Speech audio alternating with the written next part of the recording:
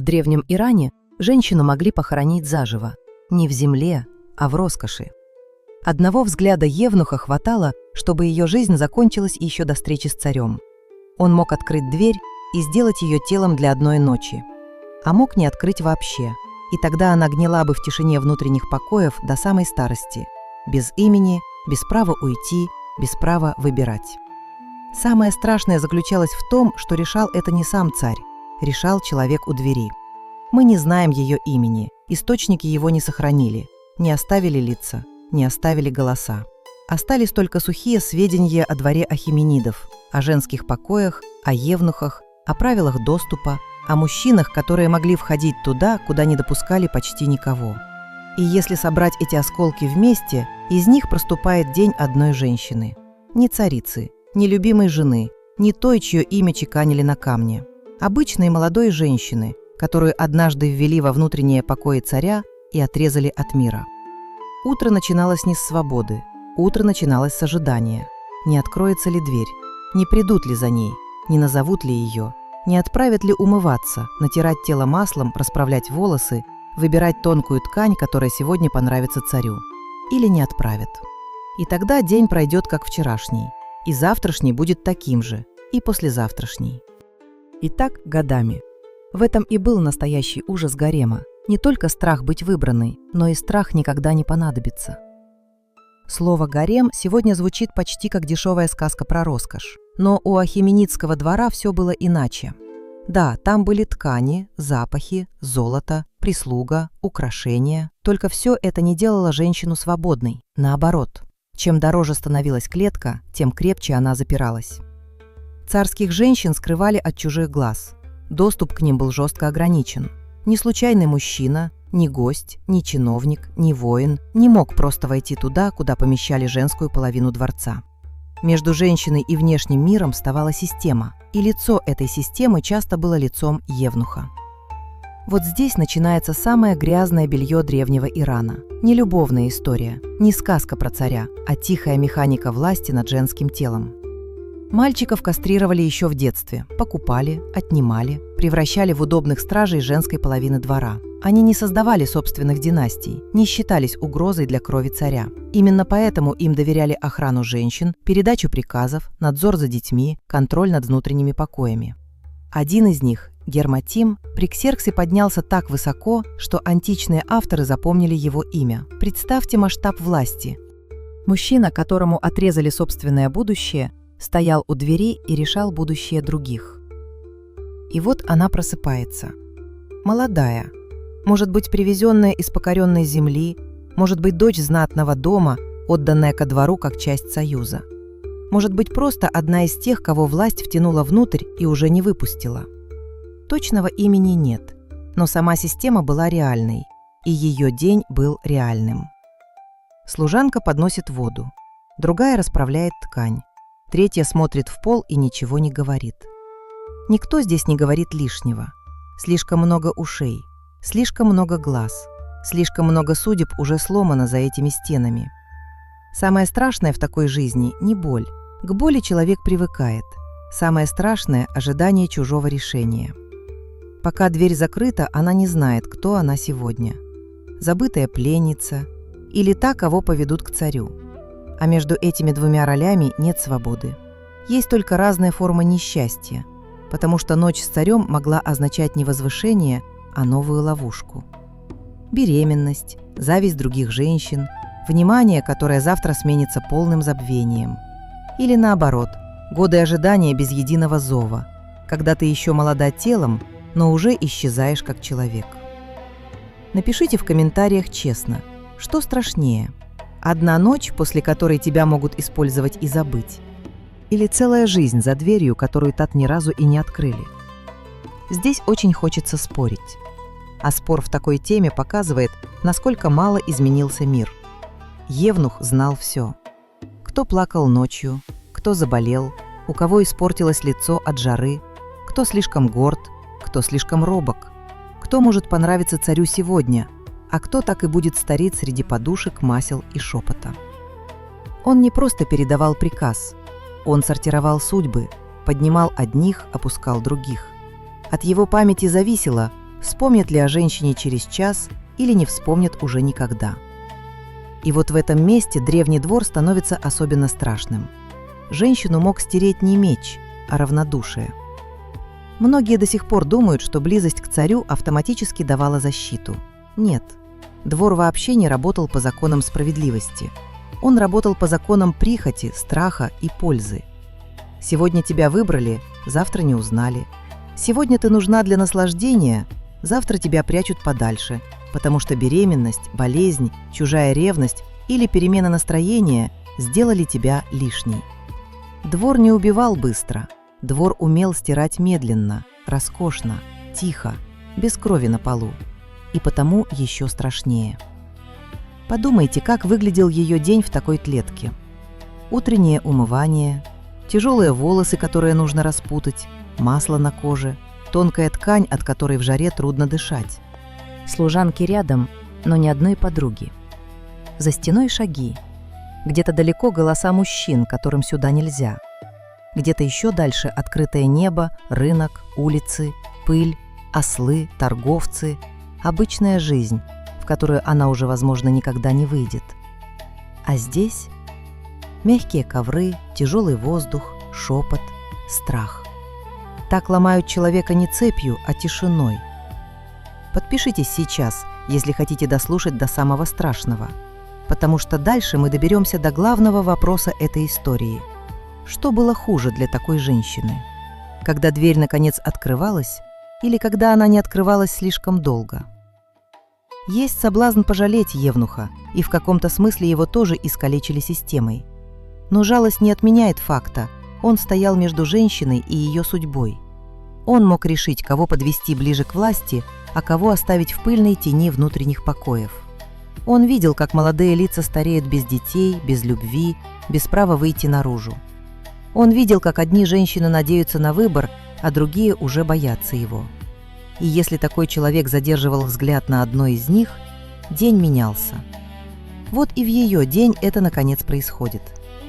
Шаги у двери звучат иначе. Служанки вдруг замолкают. Воздух становится вязким. Кто-то поправляет ей покрывало, кто-то подает украшения. Никто ничего не объясняет. И в эту секунду она понимает. Решение принято, но еще не знает, какое. Ее сегодня поведут к царю или переведут в еще более далекие покои, откуда женщины уже не возвращаются даже в разговорах. Дверь начинает открываться. И за ней стоит он. Не царь, евнух. С пустым лицом человека, который слишком долго распоряжался чужими жизнями. Он смотрит на нее так, будто выбирает не человека, а вещь, которую можно передвинуть из одной комнаты в другую. И вот сейчас прозвучит приказ, после которого ее день разделится на «до» и «после». Приказ короткий, и от этого еще страшнее. Не потому, что в нем есть жестокость, а потому, что в нем нет ничего человеческого. Ее не спрашивают, готова ли она, не спрашивают, больно ли ей, не спрашивают, хочет ли она видеть царя. Ее просто начинают готовить. Как готовят сосуд, ткань, благовоние, блюдо для пира. С этого момента ее тело уже не принадлежит даже ей самой в мыслях. Оно становится дворцовым делом. Служанки двигаются быстро. Одна несет масло, другая – тонкий гребень, третье – украшение, которое, возможно, до нее носила другая женщина, давно забытая за этими стенами. Все вокруг выглядит красиво, и именно в этом ужас. Потому что чем мягче ткань, тем труднее заметить, как она душит. Чем дороже запах, тем легче за ним спрятать страх. Чем тише голоса, тем громче внутри стучит мысль. А если это и есть конец? Нам хочется думать, что путь к царю был для женщины счастливым билетом. Но при Ахеменидском дворе все было не так просто. Да, близость к царю могла означать привилегию. Подарки, пища получше, одежду, внимание. Иногда ребенка. А значит, более высокий вес внутри дворца. Но рядом с любой привилегией там стояли зависть, надзор и опасность. Женщина, которую заметили, становилась не свободнее, а заметнее для всех, кому она мешала. И это был особый вид страха. Не страх темноты, а страх быть высвеченной слишком ярко. Ее усаживают, волосы разбирают на пряди, на лицо наносят ароматное масло. Ей говорят держать спину ровно, не смотреть слишком дерзко, не быть слишком мрачной, не дрожать, не плакать, не задавать вопросов. Двор любил не живых женщин, а управляемых. И где-то рядом, совсем близко, снова слышны шаги евнуха. Он проверяет не красоту, он проверяет пригодность. Тихо, быстро, холодно. Как человек, который давно разучился видеть в женском лице человека, а видит только возможный исход. А теперь представьте другой, почти невыносимый поворот. Она может быть выбрана и все равно не испытать ничего, кроме ужаса. Потому что путь к царю – это не роман. Это не встреча с мужчиной, которого она ждала. Это вход в пространство, где у нее нет права на собственный ритм дыхания. Там она должна нравиться, должна быть молчаливой, должна угадывать чужое настроение быстрее, чем оно сменится, должна запоминать, что одна ошибка может отбросить ее назад, или еще хуже – сделать мишенью. И вот здесь раскрывается главный обман дворцовой жизни. Роскошь не отменяет бесправие, наоборот. Иногда она просто делает бесправие красивым. Женщина сидит на дорогом ковре и все равно остается пленницей. На ней золото, и все равно ее можно переставить, спрятать, отодвинуть. У нее может быть мягкое ложе, и все равно она не решает, кто войдет в комнату. Если слушать только сказки про царей, этого не видно. Но если смотреть на жизнь женщины внутри системы, видно все. Подумайте сами, что унизительнее, когда тебя открыто продают как вещь или когда тебя прячут в золоте, чтобы ты сама не сразу поняла, что стала вещью. Именно это и делает тему такой грязной. Двор не орал о насилии, он шептал, не рвал на части на площади, он закрывал дверь, не называл женщину пленницей, он называл ее избранной. И этим словом можно было скрыть почти любую форму несвободы. Она идет по коридору, если это действительно тот день, когда ее ведут дальше. Мы не знаем точного маршрута, не знаем точной комнаты. Не знаем, какие узоры были на стенах и какой свет падал из окон. Но мы знаем главное. Женские покои были отделены, охраняемы, и проход между мирами контролировался. А значит, этот путь ощущался как переход не из одной комнаты в другую, а из одной жизни в другую. Сзади остается мир ожидания.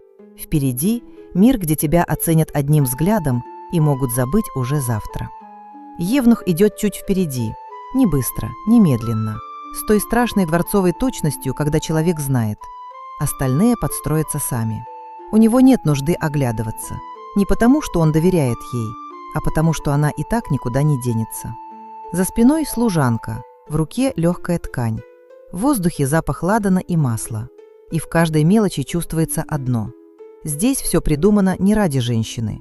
Все придумано ради чужой власти над ней. Возможно, именно в такие минуты женщина впервые по-настоящему понимала, что уже потеряла прошлую жизнь. Пока сидишь в своих покоях, можно еще жить надеждой.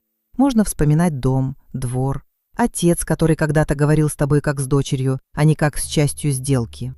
Рынок, пыль дороги, голоса соседок, козье молоко утром, солнце на обычной стене. Но когда тебя ведут дальше, память начинает болеть, потому что становится ясно, назад дороги может уже не быть даже в мыслях. Есть и еще одна вещь, о которой редко думают, когда говорят о гареме. Женщина там жила не только под взглядом мужчин. Она жила под постоянным взглядом других женщин, тех, кто уже был выбран, тех, кого выбирали раньше, тех, кого давно не зовут, тех, кто родил, тех, кто не родил, тех, кто умеет улыбаться при опасности, тех, кто плачет только ночью. Это был мир, где женская судьба зависела от мужской прихоти, но женская боль множилась среди самих женщин.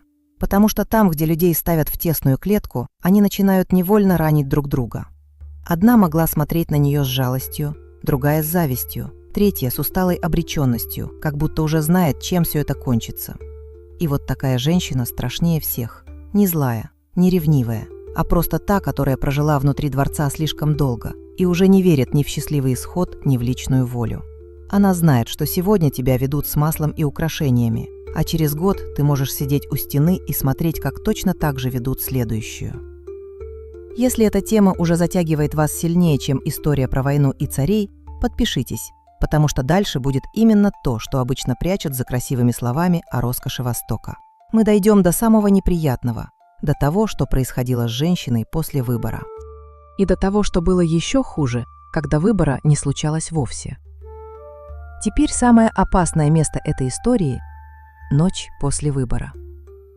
Не обязательно потому, что царь был чудовищем. Источники не дают нам права превращать все в дешевый хоррор. Опасность была глубже, в полной неравности сил. Женщина входила в пространство, где не могла ничего потребовать, ничего отложить, ничего изменить. Даже если царь был к ней мягок, система вокруг все равно оставалась жесткой. Потому что наутро она просыпалась уже не прежней. Теперь за ее телом могли следить еще внимательнее, за ее циклом, за ее настроением, за признаками беременности, за тем, стала ли она полезной. Полезной. Слышите это слово? Вот до чего дворец сжимал жизнь женщины. Нелюбимой, несчастливой, нецельной, полезной. Если она зачала, ее значение поднималось. Если нет, она могла снова раствориться в толпе, но уже с новым слоем ожидания и страха. А если царь потерял к ней интерес, ее могли оставить в закрытом мире, где вчерашняя надежда становится завтрашним позором. Потому что другие женщины все видят, все помнят и все быстро понимают по лицам евнухов. А теперь самая мрачная развилка. Что, если в тот день приказ был совсем другим? Что, если ее не повели к царю, а просто переместили дальше, глубже, туда, где живут те, о ком уже почти не вспоминают? Вот это и есть темное дно всей истории. Не бурная ночь, не опасная близость, а медленное стирание. Молодая женщина ждет месяц, потом год, потом другой. Ее тело все еще молодо, но уже не нужно. Голос становится тише, имя реже, лицо привычнее.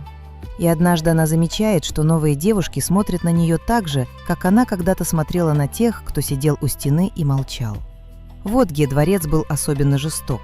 Он не всегда ломал сразу. Он мог ломать очень долго. Давать еду, давать ткани, давать крышу. И одновременно отнимать воздух, смысл, движения времени. Женщина внутри такой системы переставала понимать, где кончается день и начинается следующий. Потому что все они становились одинаковыми. Одно и то же умывание, одни и те же стены. Один и тот же запах масла и нагретого камня.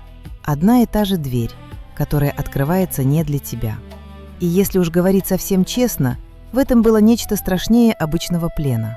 У пленницы хотя бы есть ясная беда – цепь, удар, голод, боль. А здесь беда замаскирована под порядок, под благополучие, под роскошь, под дворцовую тишину. Поэтому многие, наверное, ломались не сразу. Сначала надеялись, потом терпели, потом привыкали. А потом замечали, что жизнь уже прошла внутри чьей-то чужой воли. И именно это делает тему такой неудобной. Слишком много в ней похоже не только на древность. Есть еще одна деталь, от которой становится особенно холодно. Евнухи при дворе могли быть поставлены даже над царскими детьми. Это значит, что женщина могла родить и все равно не обрести настоящую власть над собственной судьбой. Ребенок открывал дверь к значению, но не к свободе. Вокруг него сразу вырастала система контроля. Кто будет рядом, кто доложит, кто передаст приказ, кто решит, когда мать увидит сына, а когда нет. И тут женская надежда снова натыкалась на ту же стену. Дворец брал у нее самое живое и тут же подчинял это себе. Представьте, что она лежит ночью без сна. День выбора закончился, или день невыбора. И в обоих случаях ей страшно. Если ее заметили, она уже чувствует чужие взгляды на себе. Если не заметили, она понимает, что завтра все начнется заново, только еще тише, еще тяжелее. Где-то далеко идут шаги стражи, где-то гаснет лампа, где-то смеется женщина, которую сегодня позвали вместо нее. А она лежит и вдруг осознает, самое ужасное здесь не царь, не евнух, не стены. Самое ужасное, что постепенно она и сама может начать считать такую жизнь нормальной. Вот этого дворец и добивался. Не крика, а привыкания. Не бунта, а внутреннего онемения.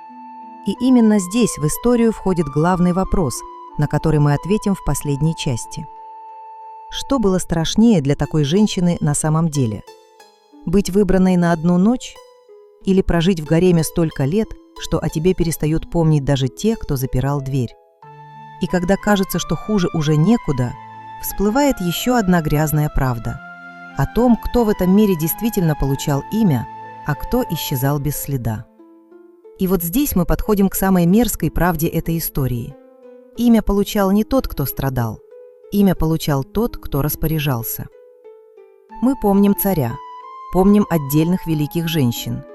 Помним евнуха Гермотима, потому что античные авторы сочли его важным мужчиной при Ксерксе.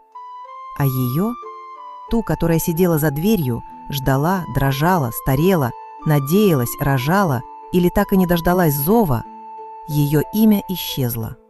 Как будто ее и не было.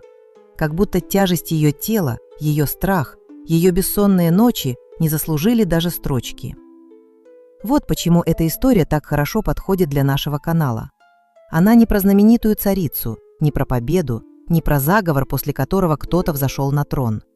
Она про женщину, которую система сначала спрятала, а потом стерла. Причем стерла не из-за преступления, не из-за бунта, не из-за любви, а просто потому, что так было удобно двору. Одни женщины внутри этих покоев были нужны для удовольствия, другие – для рождения детей, третьи – для тихого заполнения пространства, которое должно было быть всегда готово к прихоти царя. И если женщина переставала быть полезной, она не умирала сразу, она исчезала медленно. В этом месте многим хочется возразить, сказать, но ведь некоторые женщины при персидском дворе влияли на политику. Да, влияли. Были царицы, были матери царей, были сильные фигуры. Но великая ошибка мерить жизнь всех остальных по вершине пирамиды. Потому что рядом с одной влиятельной женщиной существовали десятки и сотни других, чьи дни были построены из ожидания, страха и бесправия. История всегда охотнее записывает тех, кто управлял, чем тех, кем управляли. И потому самое грязное белье древнего двора почти всегда лежит в темноте. Давайте честно, что чувствует человек, когда понимает, что его могут не бить, не сажать в цепи, не морить голодом и все равно лишить всей жизни? Сначала приходит надежда, потом привычка, потом странное оцепенение. Потом человек начинает экономить чувства, не радоваться слишком рано, не ждать слишком сильно, не ревновать слишком громко, не плакать слишком заметно. И однажды замечает, что сам стал похож на тень. Вот чего добивался дворец. Ни шума, ни крови, а тени. Послушной женской тени за красивой дверью. Подумайте о самой жестокой детали. Она могла прожить там много лет и так и не понять, в какой именно день все кончилось. Не было удара гонга, не было приговора, не было палача. Просто однажды евнух переставал задерживать на ней взгляд. Служанки начинали торопиться к другим, ткани доставались более молодым, масло приносили реже, шепот проходил мимо нее. И женщина еще была жива, но уже не участвовала в собственной жизни. Разве это не один из самых страшных видов смерти? А если ее все-таки выбирали, разве становилось легче? Только на короткое время могло показаться, будто да, но за выбором шли новые ловушки. Беременность превращала тело в объект интереса двора. Ребенок делал женщину важнее и одновременно еще крепче привязывал к системе. Зависть усиливалась, наблюдение становилось пристальнее, любая ошибка громче. И снова нет свободы, есть только другая форма зависимости. Не забытая пленница, а нужная пленница. А плен остается пленом, даже если его украшают золотом. Вот почему главный вопрос этой истории такой жестокий и такой честный. Что хуже? Быть выбранной на одну ночь и проснуться уже не своей? Или прожить за дверью столько лет, что твое лицо превращается в часть стены? Мне правда важно, как вы ответите. Напишите в комментариях. Что лично для вас страшнее? Внимание царя или полное исчезновение без внимания? Здесь не будет правильного ответа. Но потому, как вы ответите, можно многое понять и о древнем дворе, и о сегодняшнем мире. И еще одна вещь, которую нельзя забывать. Евнух тоже был изуродован системой. Его самого когда-то лишили тела, будущего, рода, возможности жить как обычный мужчина. И вот именно такого человека дворец поставил у двери к женской судьбе. Это почти идеальная машина несчастья. Искалеченный надзирает над запертыми. Лишенный будущего распределяет чужое будущее. Человек, у которого отняли право на обычную жизнь, становится стражем чужой не-жизни. И в этом вся холодная логика империи. Боль не отменяет боль. Униженный не всегда жалеет униженного. Очень часто он просто становится удобным инструментом следующего унижения. Если всмотреться в нее еще раз, в эту безымянную женщину за дверью, то самое страшное открывается не сразу. Сначала кажется, что ее беда в том, выберет ли ее царь. Потом кажется, что беда в евнухе. Потом в самих покоях. Но на самом деле ее беда глубже. Ее беда в том, что никто не считал ее жизнью, которая принадлежит ей самой.